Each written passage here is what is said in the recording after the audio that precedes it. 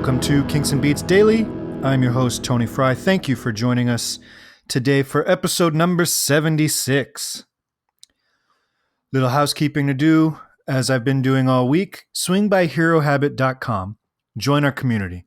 I'd love to have all the listeners there talking about Kinks and Beatles related stuff and other interests that interest you. But we have a group devoted to Kinks and Beats Daily that I'd like to see get going. We've revamped everything.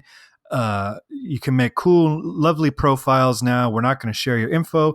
And unlike Facebook groups, we're not editing things. We're not, rehashing old posts. It'll all be new and fresh and friendly. So swing over to herohabit.com to join us there. Also, while you're there, if you are so inclined to contribute $4 a month, 20 cents per episode, that would help us offset the expenses of this podcast, and we will provide some exclusive content as yet unknown to those who do subscribe. So you just go over there, you purchase the subscription to Kinks and Beats support, and you get billed $4 a month for as long as you want to continue that billing. And then when the podcast stops, if I ever stop this show, I will obviously stop those contributions. But it would help us keep the show ad-free and, offset the expenses of producing a daily podcast for you. Okay, enough about that. Today is January 24th, and on this day in 1969, New Jersey state prosecutors warned United States record sellers that selling John Lennon's Two Virgins LP would result in charges for distributing pornography. If you're not hip to this LP, it features a front cover of John Lennon and Yoko Ono fully in the nude, and a back cover of them in the nude from the rear. So you get to see all of John and Yoko. It would eventually get released. A lot of places, they released it in a brown paper bag with a cutout around John and Yoko's faces. But it was a controversial album. It's a stupid album. I mean, technically, I should probably cover it for the integrity of this podcast. I should cover every song on that album, every track. But I'm not gonna. As far as this podcast is concerned, maybe I'll do a full episode about the album as a whole, but we're not going to go song by song. It's dumb. But it did cause quite a controversy and potential pornography distribution. Ringo Starr had issues with the cover. Because this was an Apple release, John had to get the approval of the other three Beatles to release it, even as a solo single or LP. And Ringo was reluctant. He's like, this might be cool for you, but I'm the one that's got to, George and Paul and me, we're the ones that have to answer to this too. It's not just you that they're calling. And John basically convinced him. He's like, all you got to do is pick up the phone and then forward it to my office. So Ringo reluctantly agreed, which brings us to our topic of today, the song Early 1970, which is a Ringo Starr B-side from April 9th, 1971. It was the B-side of It Don't Come Easy. And it's a cool little track that features some of George Harrison's best guitar work. Now, the song is autobiographical in nature. Every verse is a reference to one of the Beatles. And it's kind of Ringo publicly coming to terms with the breakup. Features, obviously, Ringo on drums and vocals. It also features George Harrison on electric guitar and Klaus Voormann on bass. I'd like to think that if the Beatles would have gone on without Paul, Klaus would have been the studio bass player, because he's now worked just in this first year of solo releases. He's worked with all three Beatles who were not bass players, because it was recorded during the sessions for Plastic Ono Band, which is John's solo album, his first proper music solo album. And on that album, Ringo plays drums and Klaus plays bass. And so they're taking a break during a lull for those sessions and record this tune and call in George, who I assume produced it and maybe contributed some of the piano. The piano is uncredited. So the first verse of this song is about Paul. He says, lives on a farm, got plenty of charm, beep, beep. I'm not sure what the beep, beep is. Maybe that's a Drive My Car reference. I don't know. He's got no cows, but he's sure got a whole lot of sheep. More likely, the beep, beep was just filler because he didn't have another rhyme for sheep. A brand new wife and a family, and when he comes to town, I wonder if he'll play with me. Now, that's a heavy line for Ringo. I wonder if he'll play with me. At this point, he's already played with George, he's already played with John, and just a couple months prior, he had a huge fight with Paul. They really strained their friendship for a time because Paul refused to delay the release of his first solo album. So it was competing with Let It Be by the Beatles and Ringo's first solo album on the charts and in the press and all that kind of stuff. And there was a big fight, I think the end of March 1970. So not long before this song was recorded.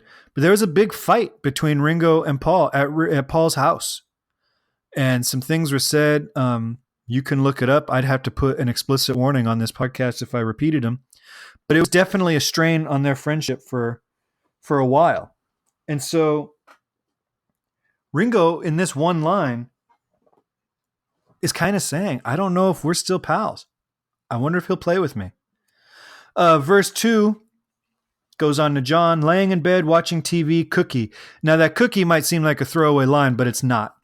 If you listen to Plastic Ono Band, the song Hold On, which I think is the second song on the album, beautiful song. And in the middle of it, there's a little guitar break, and it's beautiful, and it's very mid-tempo ballady. And out of nowhere, John goes, cookie. So this is a reference to that. Which is, I would assume, a reference to Sesame Street. I don't know if they had Sesame Street in the UK in 1970 when that was recorded. If they didn't, that's a crazy coincidence. So he does it in the Cookie Monster voice. So it's not a throwaway line. That's actually a reference to John Lennon directly. With his mama by his side, she's Japanese. We all know anytime John, and a lot of times Paul, reference mama in a song, they're actually referencing either Yoko Ono or Linda McCartney. They scream and they cried, now they're free, and when he comes to town, I know he's going to play with me. So he's got a little bit more confidence that John will play with him in the future. Then we get to George's verse. He's a long-haired, cross-legged guitar picker. With his long-legged lady in the garden picking daisies for his soup. A 40-acre house he doesn't see because he's always in town playing for you with me. At this period, George is going nuts with work. He's producing Ringo. He's producing a triple album of his own. He's producing all sorts of music. He's guesting on other people's stuff. He is working a ton.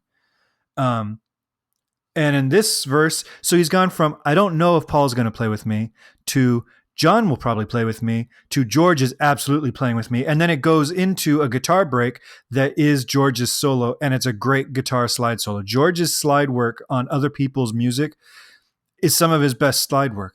On this song, on several songs on John's Imagine album the next year, he lays it down. It's a good solo. I'm not crazy about the tone of the guitar in this period, but it's a great solo. And then we get to Ringo.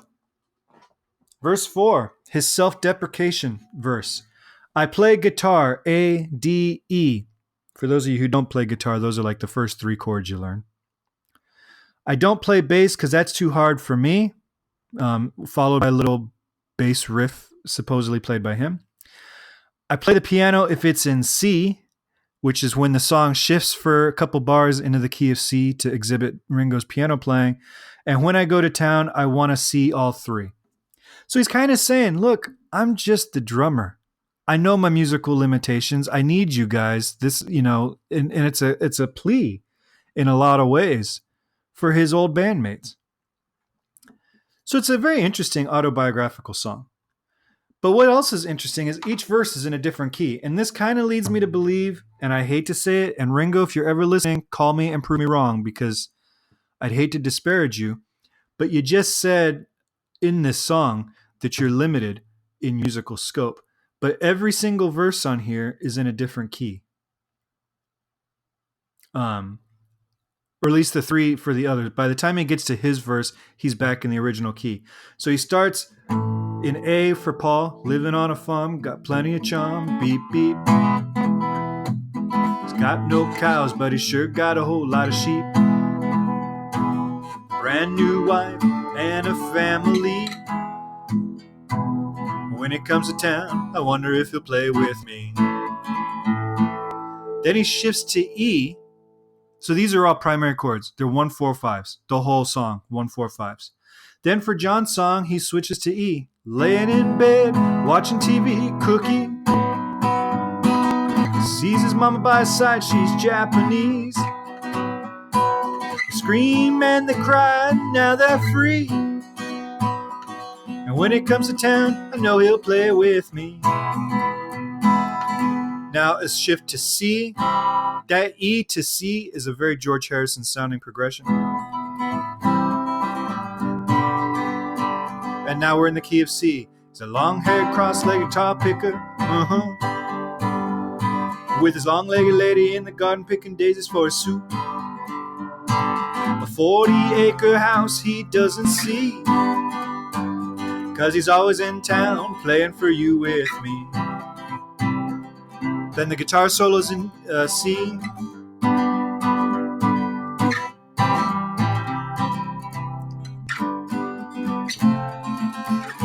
Then he goes to E. And now we're back in the key of A, where he started. I play guitar, A, D, E. I don't play bass, 'cause that's too hard for me. Play the piano if it's in C.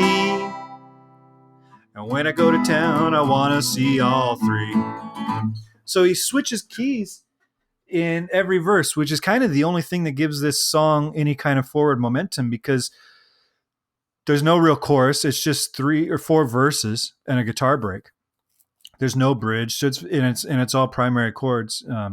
So it's kind of the only thing that keeps this song interesting as far as the harmonic structure goes. Obviously, the content of the song is interesting because it's about the Beatles, and there are other songs about the Beatles from this period, some more cryptic than others.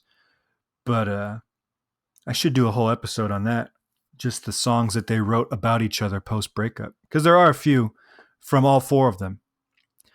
So that's that. That's early 1970. It's been released on some compilations. It's a bonus feature on Ringo's album, Ringo. So you can find it on CD. It is kind of an obscurity. And I'm tracking it down on 45 because it's actually pretty good 45. It don't come easy back with early 1970. It's pretty good 45 to add to the collection. So that's that. If you have any comments or questions you'd like me to address on this podcast, send them my way. kinksandbeats@herohabit.com. We are still taking voicemails for the one Beatles or Kinks album you would take to Mars as your sole source of musical entertainment. Call me at 925-494-1739 and let me know what album you'd pick and why you'd pick it. I want to hear from you. And again, swing by herohabit.com for other things related to this podcast and not. All right, I will talk to you guys next time. Thanks for downloading. Swing by Apple and give us a rating and review. 5 stars, 5 stars, 5 stars. All right, take care. Have a great day.